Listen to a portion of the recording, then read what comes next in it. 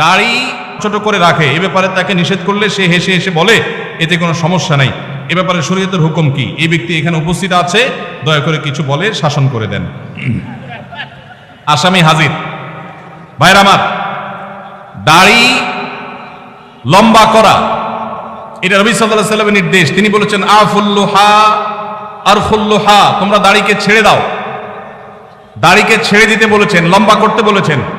সাহাবীদের মধ্যে এক মুষ্টির পরে, বুখারীর হাদিসে এক মুষ্টির পরে অতিরিক্ত অংশ কাটার বিষয়টা সাব্যস্ত আছে। এর আগে এক মুষ্টির আগে সাহাবীদের কারো কাছ থেকে, নবী সাল্লাল্লাহু আলাইহি ওয়াসাল্লাম থেকে কোনো হাদিসে দাড়ি কাটা ছাটার কোনো প্রমাণ নাই।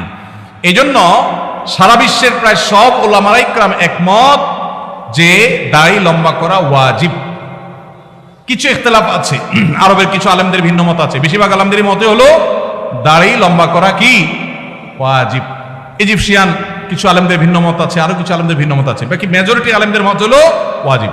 আমরা বলি দাড়ি রাখা সুন্নত, সেটা সুন্নত এই অর্থে নবীজিও দাড়ি রেখেছেন, সেই হিসাবে সুন্নত। কিন্তু তিনি নির্দেশ করলে সেটা কি হয়ে যায়? সেটা আমভাবে ওয়াজিব হয়ে যায়, সেই হিসাবে দাড়ি রাখা ওয়াজিব। অতএব ভাই, যদি কেউ মনে করে দাড়ি না রাখলে সমস্যা নাই, তার কাছে সমস্যার ডেফিনিশনটা কি, সংজ্ঞাটা কি? কেউ তো বলতে পারে নামাজ না পড়লেও সমস্যা নাই, কিন্তু একজন মুসলমান মনে করবে আল্লাহর নবীর ওয়াজিব তরক করলে সমস্যা আছে না নাই? আছে। কিয়ামতের ময়দানে তার জন্য জবাবদিহি করতে হবে কি হবে না? হবে। তবে আমাদের ভাই কেউ হয়তো খোঁচা খোঁচা দাঁড়িয়ে রাখা শুরু করেছেন, আমরা তাকে অ্যাপ্রিসিয়েট করবো, আমরা তাকে দূরে সরাবো না। আলহামদুলিল্লাহ ভাই শুরুটা করে দিয়েছেন, ইনশাআল্লাহ আল্লাহ এটাতে বরকত দিবেন। আমরা তাকে এটাকে লম্বা করার জন্য নসিহা করব। তবে সেই সাথে এটাও আমাদের মাথায় রাখতে হবে, দাড়ির চাইতে অনেক ইম্পর্টেন্ট নির্দেশ আছে আল্লাহর, যেগুলো আমরা অহরহ লঙ্ঘন করি। আছে না নাই? এটা শুনে আবার বেদাড়ি একটু খুশি হয়ে গেছে, যাক আমাদের পক্ষে একটু আসলো। ভাইরা আমার, দাড়ি রাখা ওয়াজিব, সেটা নিয়ে কোনো আলাপ নাই, সেটা নিয়ে কোনো ছাড় নাই। কিন্তু পাশাপাশি আমাদের এটাও মাথায় রাখতে হবে যে আল্লাহর অন্যান্য ফরজ বিধানগুলো মানতে হবে। অনেকে লম্বা দাড়ি আছে, মুখ খারাপ করে, আছে না নাই? বাংলা একটা প্রবাদ আছে, হাজী সাহেবের মুখ খারাপ। কি বলে? হাজী সাহেবের মুখ খারাপ। এই লম্বা দাড়ি নিয়ে মুখ খারাপ করে কি করে না? এই লম্বা দাড়ি নিয়ে দোকানদার দেশি মশারি আর ইন্ডিয়ান মশারি মিশায় দেশি মশারি তেলগুলো বিক্রি করে কি করে না? তাহলে দাড়ি আছে, তিনি ওয়াজিব আমল করেছেন, সবও পাবেন। কিন্তু যেই কাজটা করছেন ওইটা দাড়ি রেখে যে সব পাচ্ছেন তার চেয়ে অনেক বেশি ক্ষতি তিনি করছেন ওই কাজটা করে। ঠিক না ভাই? ঠিক।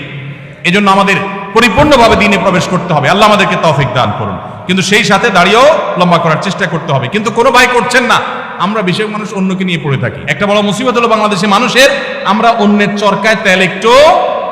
আমাকে আল্লাহ দাড়ি রাখার তৌফিক দিয়েছে, আলহামদুলিল্লাহ। আমি এখন চিন্তা করবো আমার আখলাকটা ঠিক হয়েছে কিনা, আমি বউরে বাসায় গালি দিই কিনা, আমি কর্মচারীদের সাথে চালের মতো ব্যবহার করি কিনা, আমি মানুষের হক মারি কিনা, আমি দেখবো আমার বাকি আর কোথায় ল্যাকিংস আছে সেটা আমি দূর করবো।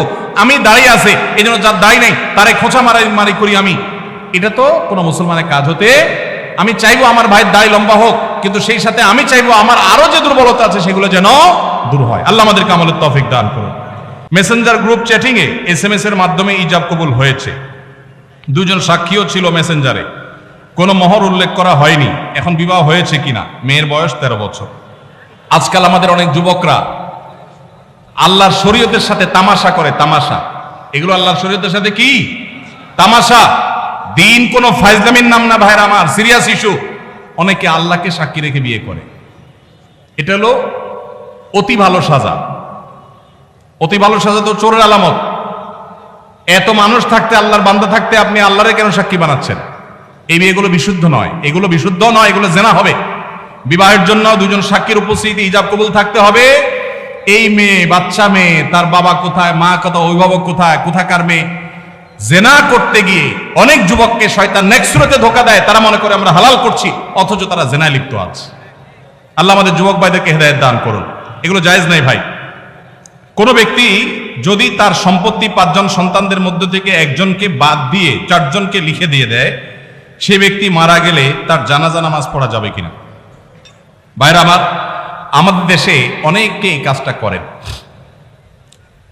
তেজ্যপুত্র করেন। প্রচলিত আইনে তেজ্যপুত্র কোথাও থাকতে পারে, কিন্তু ইসলামে তেজ্যপুত্র বলতে কোনো কিছু নবী করিম সাল্লাল্লাহু আলাইহি ওয়াসাল্লাম পরিষ্কারভাবে নিষেধ করেছেন। কোন মুসলমান অন্য মুসলমানকে ত্যাগ করে চিরকালের জন্য তার সাথে সম্পর্ক ছিন্ন করে ফেলবে, এটা জায়েজ। লা ইয়াহিল্লু লিমুসলিমিন আন ইয়াহজুরা আখাহু ফাওকা সালাত লায়াল। 3 দিনের বেশি কোন মুসলমানের সাথে অভিমান করে সম্পর্ক ছিন্ন করা জায়েজ আছে? নাই। এখন সন্তান খারাপ, যত খারাপ হোক, আপনি সন্তানকে তথাকথিত তেজ্য পুত্র করলেন, করে কোনো সম্পদ দিলেন না, বঞ্চিত করলেন, আল্লাহর কাঠগড়ার আসামি হবেন। আপনার ঘরে জন্মগ্রহণ করেছে, অতএব আল্লাহর কোরআনের মিরাসের আয়াতের নির্দেশের আলোকে এটা তার প্রাপ্য হক হয়ে গেছে। হ্যাঁ, সে যদি মুরতাদ হয়ে যায়, ইসলাম থেকে খারিজ হয়ে যায়, তাহলে সেটা মানে আমিনাল ইরফ, বা সে পরিত্যক্ত সম্পদ থেকে বঞ্চিত হবে। কিন্তু মুসলমান আছে, আপনার কথা শুনে না, আপনার খায় খেদমত করে নাই, আপনি সে অজুহাতে তাকে কিছু দিলেন না, বাকি সন্তানদেরকে দিয়ে দিলেন, আল্লাহর কাঠগড়ায় আসামি হতে হবে, জায়েজ হবে না। এখন এইটা যদি কোনো লোক করে, জীবদ্দশা দিতে চায়, তাহলে সমান হারে দিতে হবে। এক সাহাবী নবীজিকে এসে বলছেন, ইয়া রাসূলুল্লাহ, আমার সন্তানকে অমুক ছেলেকে আমি এটা দিয়েছি। নবী সাল্লাল্লাহু আলাইহি ওয়াসাল্লাম বলেছেন, বাকি সবাইকে দিয়েছো? বলেন না, দেই নাই। তখন নবী সাল্লাল্লাহু আলাইহি ওয়াসাল্লাম বলেছেন, ইত্তাকুল্লাহ ওয়া আদিলু বাইনা আওলাদিকুম, আল্লাহকে ভয় করো আর সন্তানদের মধ্যে সমতা বজায় রাখো। এই জন্য ভাইরা, এই জুলুম করা যাবে না। ইসলাম আমাদেরকে সাম্য এবং ইনসাফ শিখিয়েছে, সেটা আমাদের সব ক্ষেত্রে করতে হবে। এমনকি শত্রু হলে তার সাথেও আমাকে ইনসাফ করতে হবে। আমাদের কষ্ট হয়, আমার সাথে কারো শত্রুতা আছে, সে আমার সাথে শত্রুতা করে, কিন্তু তার বেলায় কোনো সাক্ষ্য দেওয়ার প্রশ্ন আসলে আমি সত্য সাক্ষ্য দিলে তার পক্ষে যায়, আমাদের দিতে মন চায় না। কিন্তু এই দেওয়াটাই হলো ইমানের দাবি। আল্লাহ বলেছেন, ওয়ালা ইয়াজরিমান্নাকুম শানাআনু কওমিন আলা আল্লাহ তা'দিলু ই'দিলু হুয়া আকরাবু লিত-তাকওয়া। কারোর সাথে শত্রুতা আছে দেখে আপনি ইনসাফ করবেন না, এটা জায়েজ আছে? এজন্য বাবাজিরা সাবধান, সন্তান সন্ততিদের মধ্যে কোনো প্রকার হেরফের করবেন না, এটা জায়েজ নাই। সেই সন্তান যদি খারাপ হয়, সে আল্লাহর কাছে দায়ী হবে, ভিন্ন কথা। তো আপনি তাকে সম্পদ থেকে বঞ্চিত করতে, হ্যাঁ, যেটা আপনি করতে পারেন, একটা সন্তান নেককার, মাদ্রাসায় পড়ে, দিনদার, ওকে একটু সম্পদ বাড়াই দিলেন তার দিনদারিতার কারণে, সেটা জায়েজ আছে।